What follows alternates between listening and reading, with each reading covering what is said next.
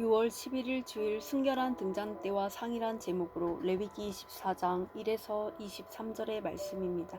사랑의 하나님 감사합니다. 오늘도 말씀 묵상의 시간을 주심에 감사합니다.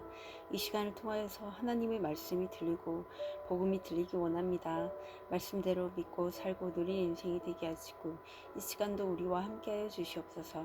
감사드리옵고 예수님의 거룩하신 이름으로 기도드립니다. 아멘. 본문의 말씀입니다.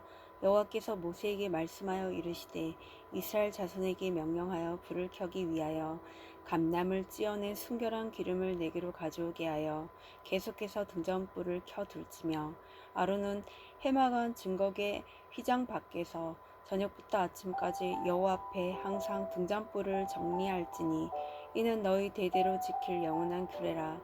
그는 여호와 앞에서 순결한 등잔대 위의 등잔들을 항상 정리할지니라.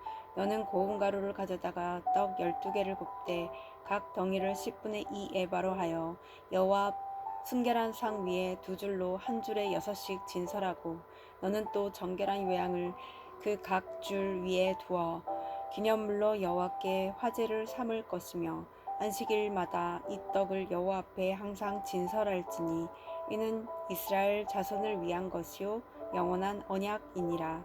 이 떡은 아론과 그의 자손에게 돌리고 그들은 그것을 거룩한 곳에서 먹을지니 이는 여호와의 화제 중 그에게 돌릴 것으로서 지극히 거룩함이니라.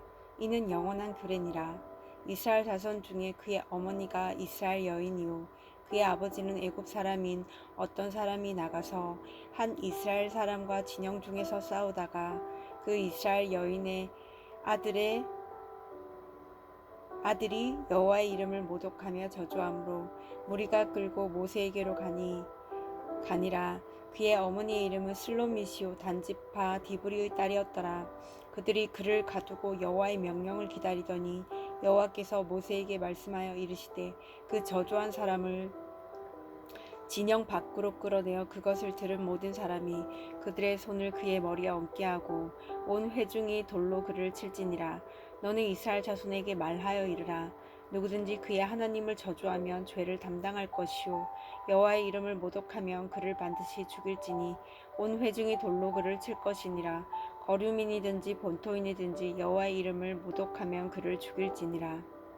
사람을 쳐 죽인 자는 반드시 죽일 것이요 짐승을 쳐 죽인 자는 짐승으로 짐승을 갚을 것이며 사람이 만일 그의 이웃에게 상해를 입혔으면 그가 행한 대로 그에게 행할 것이니 상처에는 상처로 눈에는 눈으로 이에는 이로 갚을지라.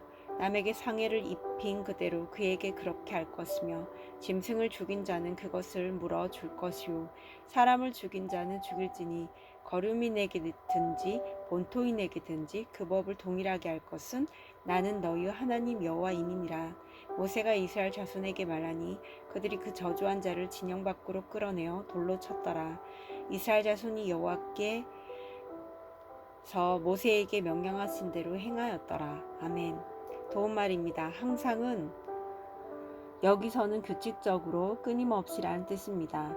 3절에 등잔불을 정리하다는 등잔불을 살피다, 관리하다라는 뜻입니다. 진설하다는 차려놓다라는 의미입니다. 본문 요약입니다. 대제사장은 항상 등잔대의 불을 켜둬야 하고 상 위의 떡을 정리해야 합니다.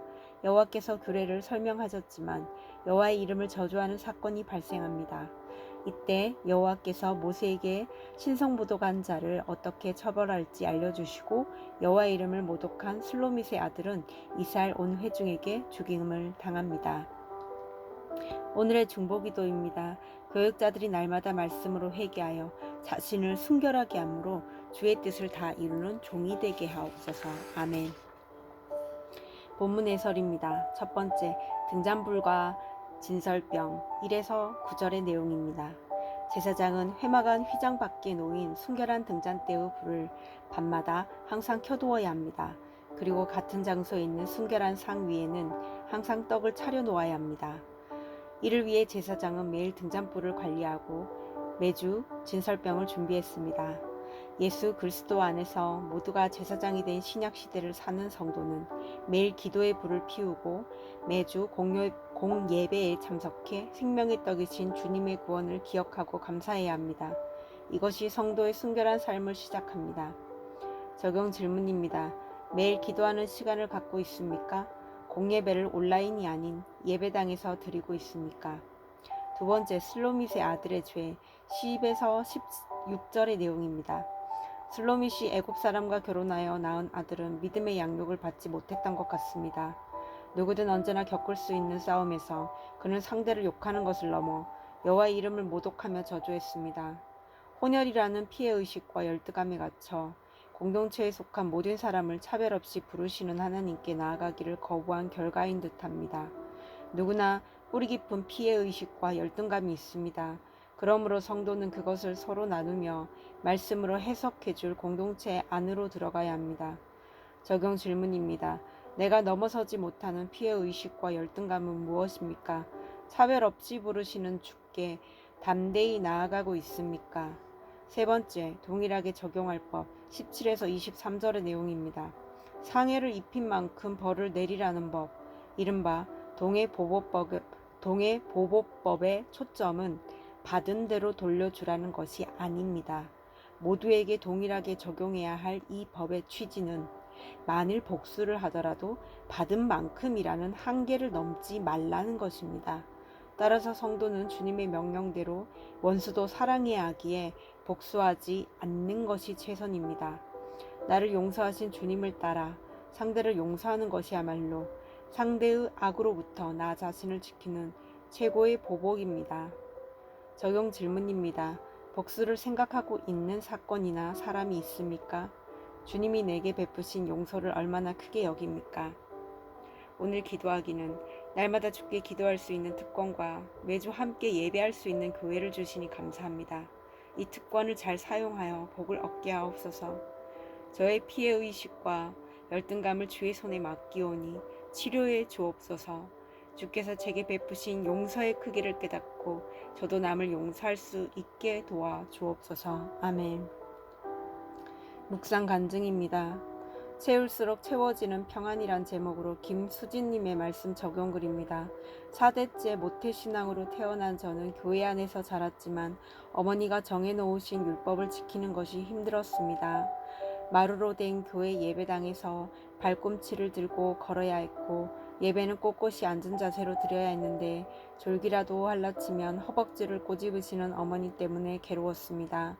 고등학교 졸업 후 부모님과 떨어져 지내게 되자 그때부터 저는 방탕한 삶을 살았습니다. 여행 동호회에 가입하고 남자친구와 주말 여행을 계획하는 등 그동안 어머니 감시 때문에 하지 못했던 여행과 음주, 이성 교제를 하며 하나님이 없는 자처럼 주의를 범하고 살았습니다. 그러던 어느 미팅 자리에서 남자들이 주는 술을 다 마시다 필름이 끊겼고 성폭행을 당해 임신하게 되었습니다. 이후 저는 그저 죽고 싶은 마음에 낙태를 고민하던 중 힘든 등반을 하는 청년부 수련회에 참석하여 산을 오르면서 유산이 되기만을 빌며 울고 또 울었습니다. 그러다 결국 낙태한 저는 죄책감에 빠져 스스로 버린 몸이라 여기며 살았습니다. 하지만 하나님은 그런 저를 포기하지 않으시고 구속사의 말씀이 있는 공동체로 불러주셨습니다. 예배가 회복되고 공동체에 속해 양육을 받으며 어디서도 말할 수 없는 죄와 상처를 고백하자 어머니의 하나님이 나의 하나님으로 자기 연민과 죄책감의 눈물이 회개의 눈물로 바뀌게 되었습니다. 오늘 말씀에 제사장이 관리하고 준비해야 할 등잔불과 진설병이 나옵니다. 등잔 때는 매일의 큐티와 예배, 진설병은 생명의 떡이신 예수님의 말씀이라고 합니다. 늘 일로 회피하다 주일에만 면죄부를 사듯 예배하고 봉사하던 저였는데 지금은 주일 예배와 수요 예배, 소그룹 예배, 큐티와 부서 봉사로 하나님께 나아가고 있습니다. 예전과 달리 순결한 기름과 생명의 떡을 공급받기에 자유와 평안이 넘치는 삶을 살게 되었습니다. 저를 자유롭게 하시고 채울수록 채워지는 평안을 주신 하나님께 감사드립니다. 이분에 적용하기는 예수 믿게 해준 어머니에게 감사의 말과 함께 선물을 드리겠습니다. 공예배와 소그룹 예배에 나오지 않는 지체들을 위해 기도하고 연락하겠습니다. 입니다.